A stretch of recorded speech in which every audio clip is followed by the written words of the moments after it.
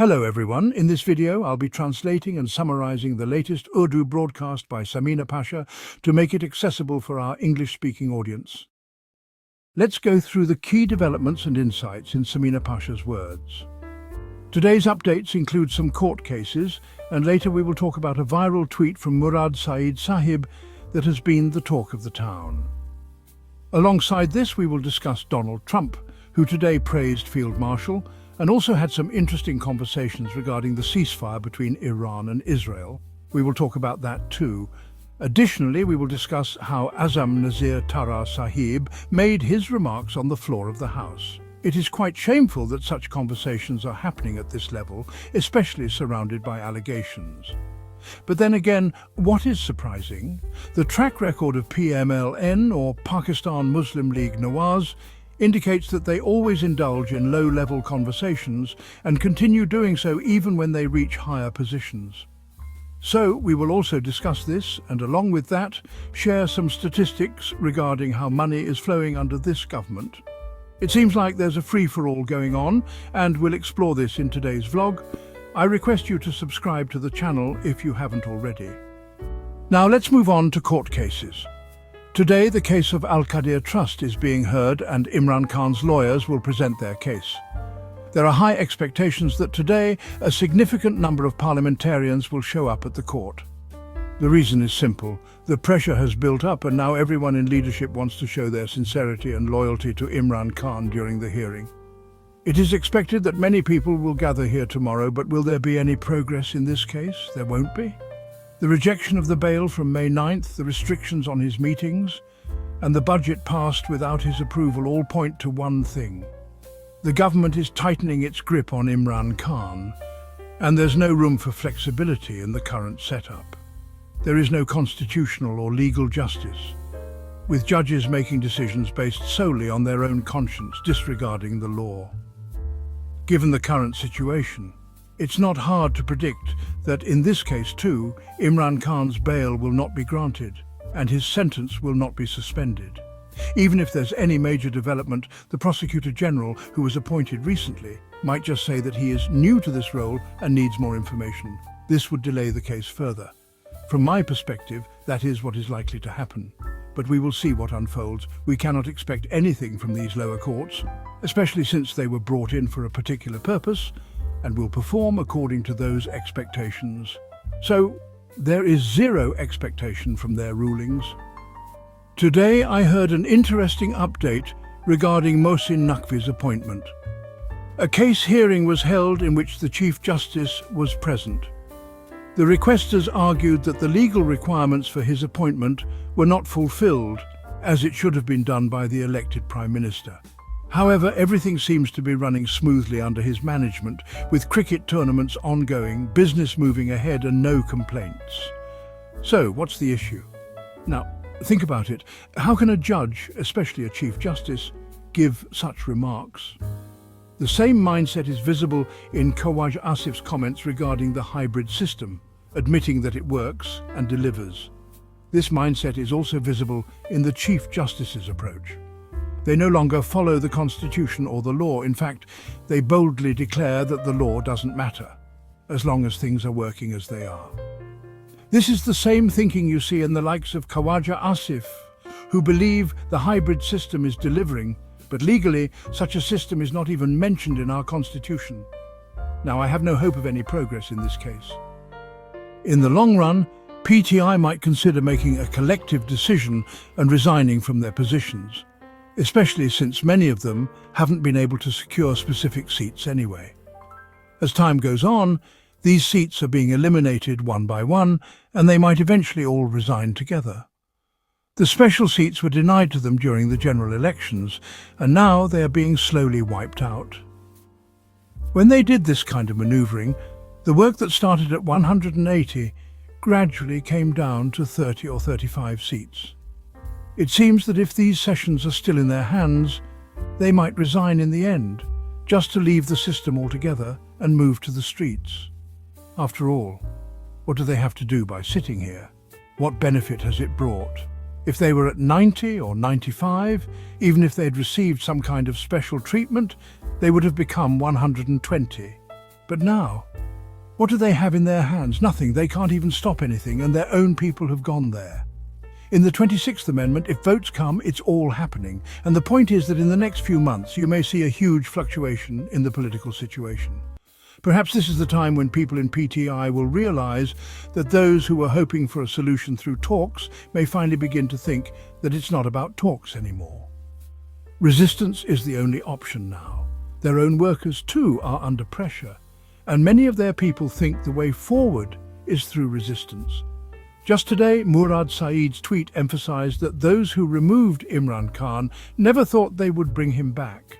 They didn't plan to give him an option for return, and to prevent that, they will go to any length, as they've done before, and will continue to do so. They will use every means they can, but they won't let Imran Khan come out, nor will they let him return to power. Murad Saeed also pointed out that they have nothing left but to resist. The situation is such that the myth that people won't come out after November 26 needs to be broken. People have come out before and they will come out again. He assured that his people, who belong to different organizations under his leadership, will surely come out in large numbers. He said there should be no further delay.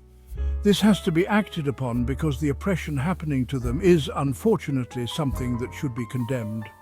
Murad Saeed has also warned that those who are angry about what's happening to Imran Khan will soon realize that the people causing all this harm may not be within their reach, but they certainly are within ours. Remember that these people will one day hold you accountable for not doing anything to release Imran Khan. He gave his leadership a warning that if they are afraid of any harshness, they shouldn't assume they can remain comfortable in their current zone. Difficulties await them too, and those difficulties are already visible. PTI is in a situation where it faces pressure from the system and, on the other hand, is being abandoned by its own workers. If they get arrested, no one will stand with them. Instead, they will face resistance from their own people. So they are trapped from both sides. The only solution, he said, is that they must act with a do-or-die attitude and do what they have to, no matter how difficult. But this seems to be the only option left for them. As for when PTI will start the movement or announce a date, he doesn't think the current leadership of PTI will do so without any message from Imran Khan. The real opportunity lies in him sending a clear message to his people, explaining the situation thoroughly. However, this hasn't happened yet. Imran Khan gets only 10 to 15 minutes with his sisters after a whole week, and even they are not fully involved in the political matters, so the communication is not effective. This lack of communication exists because they want to prevent Imran Khan from creating more trouble for the system while in prison. The system has succeeded in portraying him as irrelevant, believing that it won't matter anymore to anyone. Things seem to have taken a turn with better relations with the United States, giving strength to the government as they feared pressure from the Trump administration to release Imran Khan. However, as you've seen, their luck has been favorable, and international developments have worked in their favor. Eventually, the benefits have been in their favor, and even Trump in his statements spoke highly of Pakistani military officials. But this leaves PTI in a difficult position because they were trying to create the impression internationally that Pakistan's human rights situation was worse, but things have turned out the opposite. Now, about Trump's praise, it's difficult to feel happy about that because Trump himself is unpredictable. He has praised people only to criticize them later. Just as he praised Moeed and invited him to the US, he later humiliated him in public and reversed his stance after tensions with India and Pakistan. So Trump's praise may seem like a blessing today, but tomorrow it may turn into the opposite. This is the kind of person he is, a volatile individual with no stable mood. At one point, he was praising Imran Khan, and now suddenly he and his team are praising the establishment and those around General Asim Munir. As for Azaim Nazir Tara, he spoke in the House today, trying to take a swipe at the opposition. He mentioned how Imran Khan is always on their minds. He said, "I can't solve corruption issues that are in the millions of dollars. The public knows that the £90 million that PTI is accused of are actually with the Pakistani government. There is no corruption or theft involved, but Tara was trying to create a political narrative using misleading statements. He also said that he couldn't forgive the people who set bombs and set buildings on fire. It's not in his power to forgive them. It's strange, though, that he's trying to take credit for not forgiving crimes he had no involvement in. He then went on to say that if it were up to him, he would have arranged facilities for the prisoners. He even joked about arranging a room for a couple to sleep in, showing a complete lack of seriousness. Such statements are inappropriate, especially coming from someone in his position. Imagine if a similar comment was made about Maryam Nawaz or anyone from the opposition. The reaction would be much stronger. But when this happens from their side, it's overlooked. It's shameful for someone in the position of law minister to make such remarks in public, especially about someone's family. There's a general tone of indecency that permeates their speeches, whether it's Khawaja Asif making remarks about women or others in their party. Such remarks about women, particularly public figures like Shireen Mazari, are common in their political narrative. It's also been evident from the statements of Nawaz Sharif regarding women, which are derogatory. This toxicity and disrespect in the political discourse have to be condemned. Everyone, regardless of party affiliation, should rise above this. These kinds of attacks only make things worse and fuel a cycle of negativity that drags down the entire political atmosphere.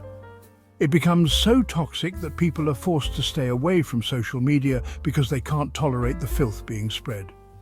In the end, when these attacks start, retaliatory attacks follow, and it just spirals down into even more negativity. It's a shame that this continues, especially coming from figures who are supposed to represent the country's law and order. That wraps up our translation of Samina Pasha's video. I hope this English version helped you understand her message better. Please like, share and subscribe to Awami Lens to help our community grow. Don't forget to leave a comment below and let me know what you thought of this effort.